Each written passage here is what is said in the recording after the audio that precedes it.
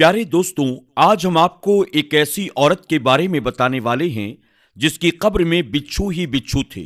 लेकिन इसके बाद कुछ ऐसा हुआ कि उसकी कब्र से तमाम बिच्छू खत्म हो गए।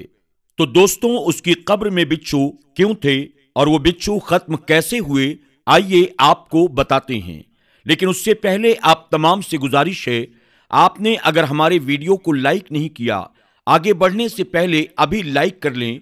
अगर आपने हमारे चैनल को सब्सक्राइब नहीं किया तो अभी सब्सक्राइब कर लें और आइंदा आने वाले तमाम नए वीडियोस की नोटिफिकेशन के लिए बेल आइकन पर क्लिक करना न भूलें। तो आइए शुरू करते हैं। दोस्तों, ये वाकया पाकिस्तान के एक शहर में पेश आया है। कब्रिस्तान में काम करने वाला एक गोरकन बताता है, एक बार ऐसा हुआ कि जब मैं कब्रिस्तान में काम कर रहा था, मेरा एक गोरकन दोस्त था, वो भी उसी जगह कब्रिस्तान में मेरे साथ काम कर रहा था और ये वाकया मेरे उसी साथी के साथ पेश आया है।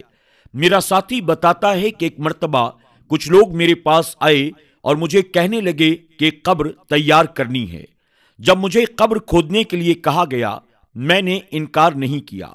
अब मैं कब्र खोदने के लिए जमीन को तलाश कर रहा था तो कब्र खुदवाने वाले कहने लगे, ये जो पेड़ है इसके नीचे की तुम जमीन को खोदना शुरू कर दो, ये जगह बेहतर रहेगी। मुझे वो लोग कुछ परेशान नजर आ रहे थे। खैर, मैंने उन लोगों को नजरअंदाज किया और जमीन को खोदना शुरू कर दिया।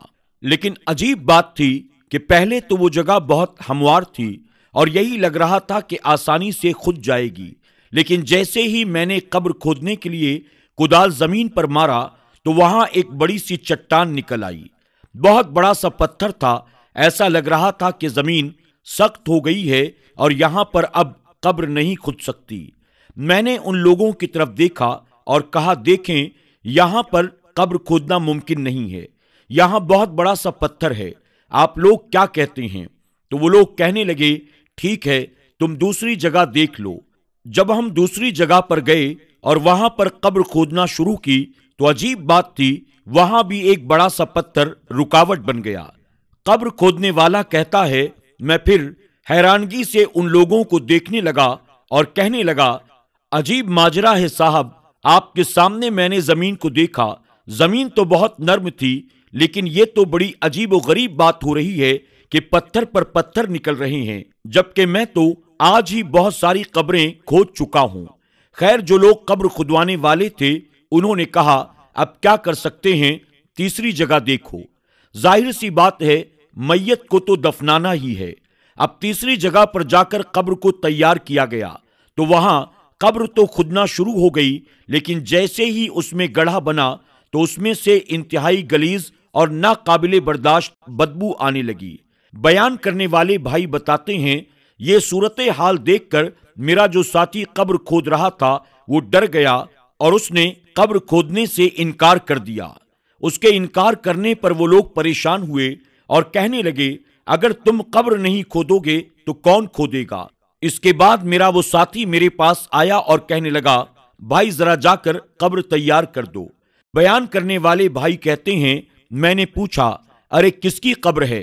तो उसने बताया, वो लोग कह रहे हैं किसी औरत की कब्र है। मैंने तीसरी दफा कब्र खोदी है लेकिन वो कब्र तैयार ही नहीं हो रही है।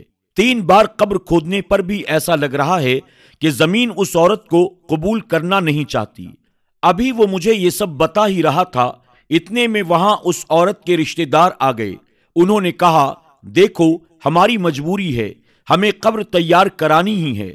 काफी देर हो गई है लेकिन इस आदमी ने कब्र नहीं खोदी, बल्कि बार बार कह रहा है, यहां चट्टान आ गई है, यहां पत्थर आ गया है, क्या तुम ये काम कर सकते हो? बयान करने वाले भाई कहते हैं, जब उन लोगों ने मुझसे राब्ता किया, मुझसे कहा, कब्र खोद दो क्योंकि रात हो गई है। इसके बाद हमने लाइटों का इंतजाम किया और मैंने कब्र खोदना शुरू कर दी। लेकिन अजीब बात थी, मेरे साथी की तरह मैं जितनी बार कुदाल जमीन पर मारता, मेरे जिस्म में सनसनी सी महसूस होती। ऐसा लगता वहां पर लोहे या पत्थर के टुकड़े पड़े हुए हैं। मुझ पर खौफ तारी हो गया और मेरा जिस्म पसीने से भीग गया।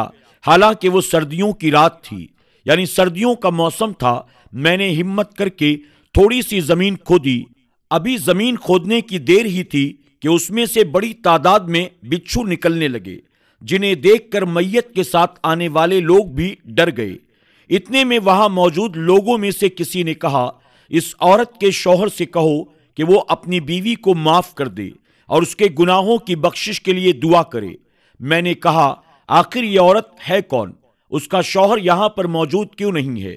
تو ان میں سے ایک آدمی کہنے لگا، یہ عورت ہمارے محلے میں رہتی تھی۔ اس کے بعد ایک اور آدمی آگے آیا، اس نے کہا، میں اس کا بھائی ہوں، دراصل اس کا شوہر معذور ہے، یہاں تک نہیں آ سکتا، وہ چل پھر نہیں سکتا ہے۔ تو میں نے کہا، پھر یہ کیوں کہا جا رہا ہے کہ اس کے شوہر کو یہاں پر بلایا جائے؟ تو وہ لوگ کہنے لگے کہ تم تو دیکھ رہے ہو دوپہر سے رات ہو گئی ہے، اس عورت کی قبر نہیں بن رہی ہے، آخر کوئی نہ کوئی تو ایسی بات ضرور ہوگی۔ جو بھائی یہ واقعہ بیان کرتے ہیں وہ کہتے ہیں، میں نے ان سے کہا، آپ لوگ ایسا کریں کہ شوہر کو بلا لائیں، وہی اصلیت آ کر بتائے گا۔ اس کے بعد کچھ لوگ اس کے شوہر کو لینے چلے گئے۔ جب وہ لوگ چلے گئے تو میں ان میں سے ایک آدمی سے باتیں کرنے لگا۔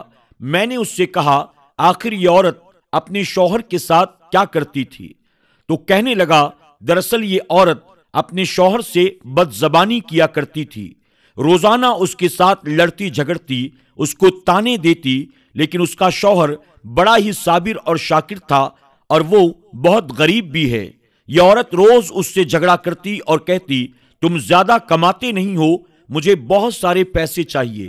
اس کا شوہر غریب مزدور تھا۔ ایک بار کام کرتے کرتے اس کے ساتھ حادثہ ہوا اور اس کے دونوں پیر کاٹ دیے گئے اور پھر وہ ہمیشہ کے لیے اپاہج ہو گیا۔ شوہر انتہائی نیک اور صبر کرنے والا تھا۔ بیوی کی بدتمیزی پر کہتا، تو میرا حال کیوں نہیں دیکھتی؟ تو میری خدمت کرنے کے بجائے مجھے کوستی ہے، مجھے تانے دیتی ہے۔ تو کیا نہیں جانتی میں نے ہمیشہ تیرا بھلا ہی چاہا ہے؟ لیکن یہ عورت ہمیشہ یہی کہتی، تو بہت ہی بیکار انسان ہے، میں تجھے چھوڑ دوں گی۔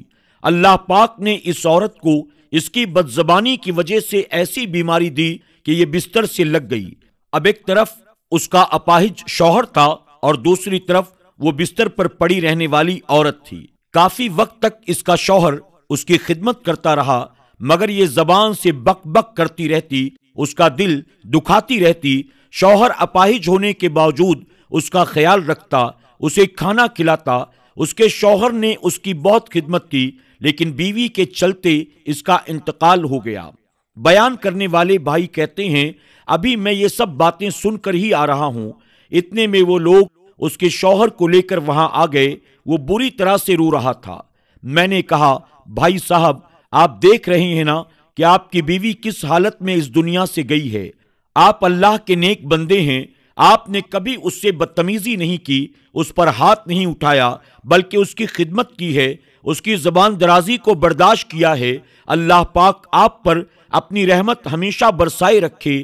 میں آپ سے التجا کرتا ہوں، اگر آپ اپنی بیوی کی خیریت چاہتے ہیں اور یہ چاہتے ہیں کہ اس کو قبر میں دفنا دیا جائے، قبر اسے قبول کر لے، تو آپ خدا را اس کو معاف کر دیں۔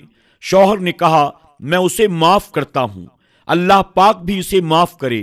پھر اس عورت کے شوہر نے قبر کے قریب وہیں پر بیٹھ کر دعا کی اور پھر قرآن پاک کی تلاوت شروع کر دی۔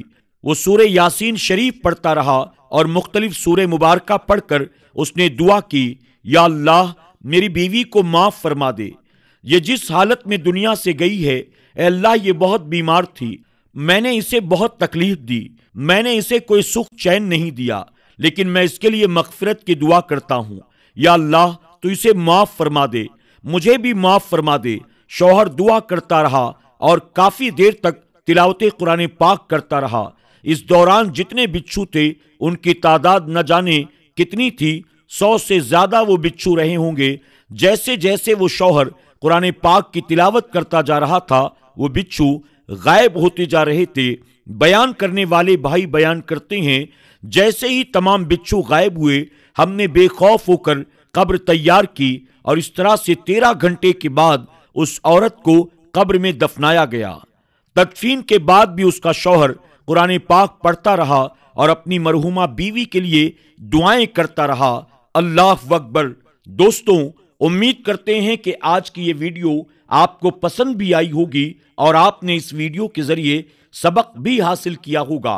इस वीडियो को देखकर आपने क्या कुछ सीखा है, आप कमेंट बॉक्स में जाकर जरूर कमेंट करें। और आप तमाम से अदबन गुजारिश है, आप इस वीडियो को अपने तमाम दोस्त अहबाब के साथ, खास तौर पर खवातीन इस्लाम के साथ जरूर शेयर करें। अपनी बीवी, बहन और बेटी से भी कहें कि वो अपनी सहेलियों और तमाम रिश्तेदार औरतों तक इस वीडियो को पहुंचाने में हमारी मदद करें, ताकि बीवी को इस बात का एहसास हो कि शौहर का मकाम अल्लाह तबारक ताला ने कितना बुलंद फरमाया है।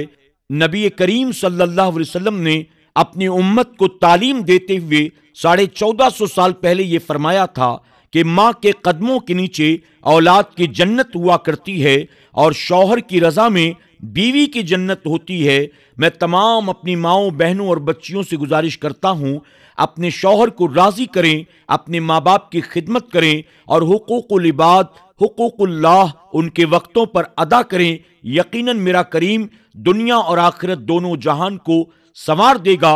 अल्लाह हम सबको इन बातों पर अमल की तौफीक अता करे। आमीन या रब्बल आलमीन।